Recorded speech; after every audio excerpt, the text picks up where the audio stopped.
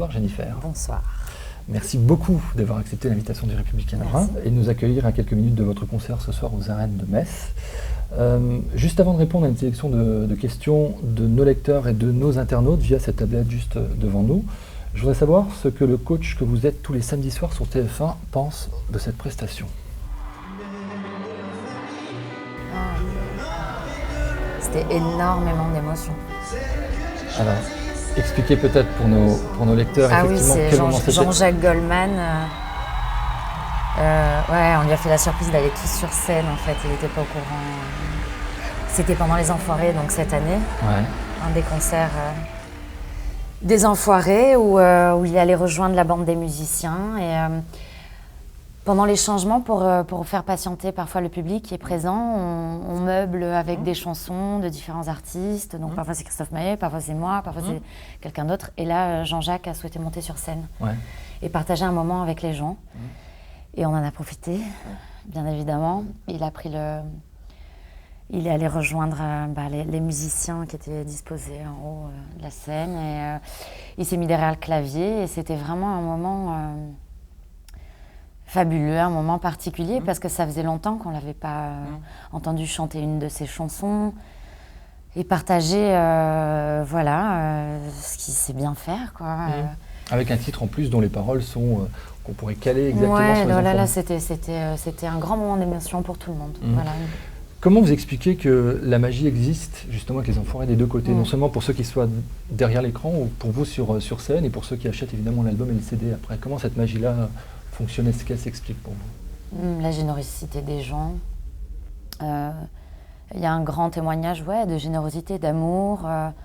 Il y a cet échange très intense que je ressens à chaque fois sur les Restos du Cœur, entre nous, derrière. Les techniciens, tout le monde est sur le même piédestal. Il n'y a pas de problème d'ego quelconque. Ça, c'est grâce à Jean-Jacques Goldman. Aux ondes aussi qu'il reste du créateur de Coluche. Il y a sa photo partout. Donc c'est une leçon d'humilité, de vie pour chacun d'entre nous. Surtout ceux de la jeune génération. On se prête au jeu et puis on s'entend bien tous. Effectivement, il y a des affinités plus ou moins avec certains, c'est normal. On est tout un groupe, on vit ensemble pendant presque 10 jours. Donc c'est relativement intense aussi comme planning. On a des répètes, il faut être en place au bout de seulement 2 jours de répétition pour pouvoir être au top pour les spectacles, pour les gens qui sont susceptibles de venir nous voir. Il y a une notion de partage qui est particulière sur le Restos du Cœur. Ça fait plaisir à voir. Alors, petit flashback, si on met de côté votre participation à Graines de Star et votre victoire à la Starac, à quel moment vous avez compris que votre voix allait changer votre vie? En fait, j'ai toujours chanté très égoïstement avant ma première tournée solo, à vrai dire. J'ai commencé à prendre conscience sur la tournée de la Starac. Ce moment-là, où je pouvais partager avec ma voix, mes chansons, quelque chose de... Je ne sais pas comment traduire ça, à vrai dire. C'est un échange d'amour, un échange de... je ne sais pas, j'ai l'impression de faire du bien à certaines personnes et ils m'en donnent x10. Donc tout ça, ça m'a aidé à croire en mon talent, finalement.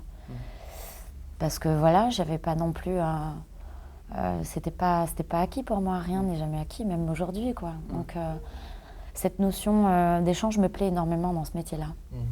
Alors justement, dans l'interview que vous nous avez accordée dans notre édition de mardi, vous déclariez notamment « La scène est un exercice douloureux et l'échange avec le public me fait oublier le trac que j'ai en permanence avant d'y monter. » Moi, je voudrais savoir de quoi vous avez peur après 10 ans de carrière, 5 albums studio et 2 lives. De moi. Je suis mon pire ennemi. Donc, je me fais peur parfois parce que j'ai ce côté un peu autodestructrice en permanence, parce que j'ai mes doutes, parce que j'ai besoin j'ai besoin de la notion d'équipe, sinon je ne saurais pas faire toute seule. Voilà. Et donc, je suis à fleur de peau quand je me retrouve en tournée parce que c'est énorme ce que je vis. C'est énorme ce qu'on me donne la possibilité de faire, de pouvoir vivre de ce que j'aime.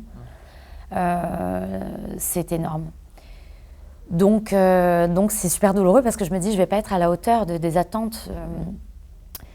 Je suis très très perfectionniste. Je suis très très exigeante avec moi-même et avec ma musique. Voilà, je fais des réécoutes tout le temps, je fais des débriefings tout le temps, je saoule presque mes musiciens tout le temps. Là, j'ai fait une réécoute, ces réunions. Là, je voudrais une guitare comme ça, donc là, je voudrais du délai sur telle voix. Pourquoi t'as pas mis le délai là? Donc, je casse les bonbons un peu à tout le monde. Je suis un peu chiante, mais je suis comme ça. Donc, c'est pour ça que c'est douloureux pour moi aussi, parce que je chante celle que je suis, de plus en plus. Donc c'est un exercice qui est difficile pour quelqu'un de réservé. Voilà. Le public, justement, a une première question de Léa de Metz sur la manière dont vous travaillez. Je voulais lui demander comment elle trouvait son inspiration pour ses chansons, pour ses albums et ses clips. Avant de passer en studio, en fait, j'ai déjà quelques idées très arrêtées musicalement. Je sais où je veux aller. Au niveau de la production de la voix aussi, j'ai toujours su plus ou moins à partir de l'album Lunatique, à partir de mon 3e album. Donc assez tardivement finalement. Je savais plus ou moins au début, mais pas tant que ça. J'ai vraiment appris grâce aux rencontres et grâce à la scène. C'est les rencontres qui m'ont construite, définitivement. Et avant de rentrer en studio, en fait, eh bien, je tente de rencontrer les gens qui sont susceptibles d'aller au bout de mes idées. Donc je les provoque. Après, il y a un feeling qui passe ou pas, et je suis une fille qui fonctionne à l'instinct. Si je sens la personne qui est en face de moi, s'il y a le bon discours, s'il y a le feeling qui passe, on fonce au studio et on fait de la musique, on se met en immersion totale, on fait ce qu'on aime. Et puis après, ça aboutit ou ça aboutit pas, mais en général, ça aboutit. En général, ça aboutit parce que j'arrive à bien trouver la personne qu'il me faut. Une question maintenant sur celle qui a beaucoup inspiré, Michel Berger. J'ai entendu dire qu'elle allait sortir un album de reprise de France Gall et j'aimerais savoir quand est-ce qu'elle va le sortir. En fait, il y a eu une fuite qui est partie, qui a été reprise de partout. Donc du coup, à chaque fois, j'ai droit à cette question. Ouais.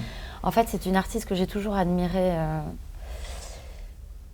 et que j'ai découverte assez tard finalement. Je l'ai toujours admirée, mais je connaissais que quelques titres. Et j'étais en studio il n'y a pas si longtemps et voilà, je suis une fille qui adore les années 60, 70, un petit peu 80, mais pas tant que ça.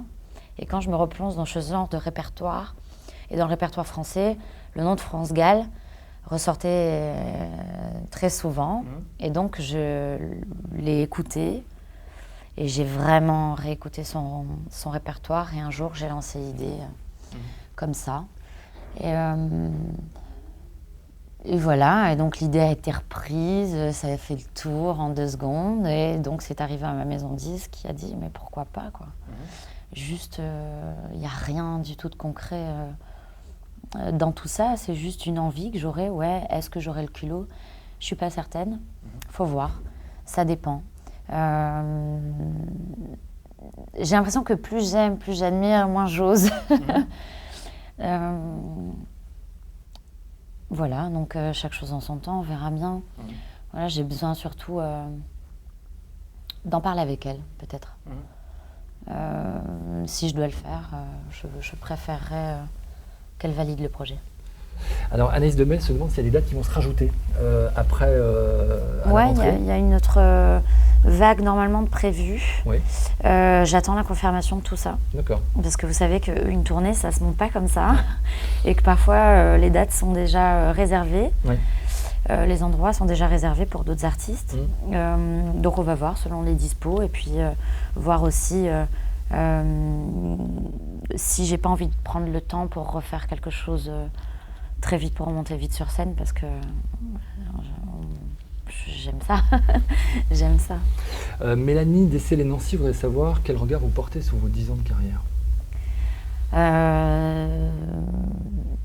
Un regard admiratif, je me dis, putain, c'est un truc de malade, en fait.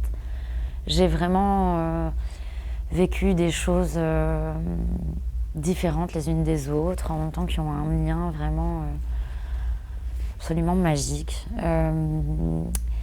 C'est extraordinaire ce que je vis. Je réussis à aller au-delà de mes espérances finalement et à me surprendre encore. Donc je dis waouh en général. C'est plutôt chouette ce qu'on me permet de vivre. Alors 2 questions. Première de Marjorie. Ouais. Ma question serait comment elle fait pour gérer tous les talents dans The Voice. Gérer, c'est-à-dire Comment vous réussissez à composer avec tous les talents que vous avez en face de vous dans votre équipe? c'est l'humain quoi qui parle. Donc voilà, je passe du temps avec chacun d'entre eux pour créer une discothèque pour chacun d'entre eux, les aider psychologiquement aussi à se sentir à l'aise dans ce qu'ils sont, de les soutenir, de les accompagner, voilà, dans cette grosse machinerie, tenter de les protéger un maximum, qu'ils se protègent et qu'ils se fassent confiance. Voilà, donc j'ai mes petites astuces. Je joue parfois à la chef d'orchestre, bien que, parce qu'en général, quand je flash sur quelqu'un, quand j'appuie sur un talent, j'arrive à projeter et je ne cherche pas à aseptiser quoi que ce soit. Donc parfois, je mets mon grain de sel pour l'interprétation, pour la mise en scène, pour tout ça. Mais en général, j'aime bien faire confiance. Voilà, donc c'est un échange d'idées, c'est un échange artistique pur et dur. Dans The Voice, on est dans l'essentiel, on est dans la musique. Il n'y a pas de forcing sur quoi que ce soit. Et c'est ça qui me plaît. Donc là, finalement, on a enregistré les émissions il y a un peu longtemps. Là. Donc là, j'ai un peu coupé les ponts. Je suis avec Internet, avec les mails, on s'échange des avis et des petites choses par mail. On commence à travailler pour se préparer pour les lives. Là, à peine depuis la semaine dernière. Donc du coup, c'est long là. Les enregistrements, les auditions à l'aveugle, c'était au mois de novembre. Les battles, c'était au mois de janvier. Là, il y a eu coupure pour réattaquer ensemble au mois d'avril. Donc voilà, j'ai hâte de les retrouver. Anne de Metz. Alors, Jennifer, est-ce que tu refais The Voice l'année prochaine? Ah, c'est trop loin. Trop tôt. Non, trop tôt. Ouais. Une question de Naji de Lyon qui se demande si c'est facile d'être une maman en tournée. Une maman en tournée. Alors, c'est une maman un peu crevée. Mais ça va. Je m'en sors bien parce que j'arrive à concilier. Je suis très bien organisée pour mon fils. J'avais une tournée de 3 semaines. Donc ça m'a permis de jongler avec Paris. Plutôt très bien. J'ai appelé à l'aide à son papa quand même. On est 2 à faire un enfant, donc voilà. On est dans le même métier, donc on s'entend très bien. Et puis mon petit garçon est scolarisé, donc je peux plus le balloter à droite à gauche avec moi dans le bus. Ce serait vraiment pas raisonnable. Et voilà, il a des grands-parents il est entouré d'amour, ça. Voilà, c'est plus moi en fait qui suis en mode manque. Alors, qu'est-ce que vous pensez justement de cette maman sur scène? Ah, je déteste ce genre. Je voulais savoir le pari le plus fou que vous avez pu faire en tant qu'artiste ou dans la vie de tous les jours. J'en ai fait tellement de paris. Celui qui vous vient à l'esprit là. J'ai fait le pari aussi de me faire confiance. Dans mes idées artistiques, dans ma vision, quand je choisis les sonorités que j'ai envie d'avoir sur mes albums, quand je choisis les personnes que j'ai envie qui m'entourent, quand je choisis mes photos, quand je choisis mes freins, quand je choisis mes partis pris de tout. Donc j'ai des paris dingues à chaque fois. De toute façon, de faire ce métier-là, c'est un pari en permanence. Après, il y a des petites choses comme ça qui se rajoutent. Le pari avec Koé, c'était plutôt marrant.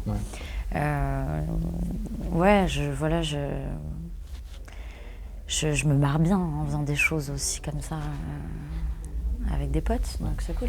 Ce sera ma dernière question. Vous vivez en ce moment des jours électriques, vous venez de le dire, entre The Voice et la tournée. Les jours off sont rares, vous le disiez d'ailleurs dimanche sur Twitter en disant que enfin un jour off pour moi. On a enchaîné la semaine dernière.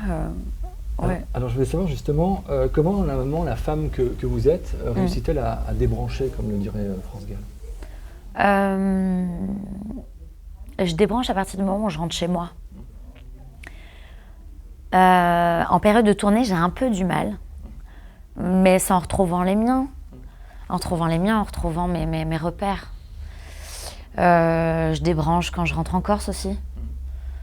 Je débranche quand je retrouve mes amis.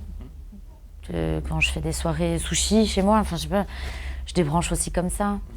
Et j'ai du mal à débrancher quand je sors de scène. J'ai beaucoup de mal à trouver le sommeil, aussi à me retrouver. C'est moi là-bas, mais c'est quelqu'un qui reste assez fou. Donc il faut que je perde la folie, l'adrénaline que je retrouve à chaque fois sur scène, que je redescende. Donc ça, c'est avec mon équipe aussi. Ils m'aident beaucoup. Merci beaucoup, Jennifer. Merci.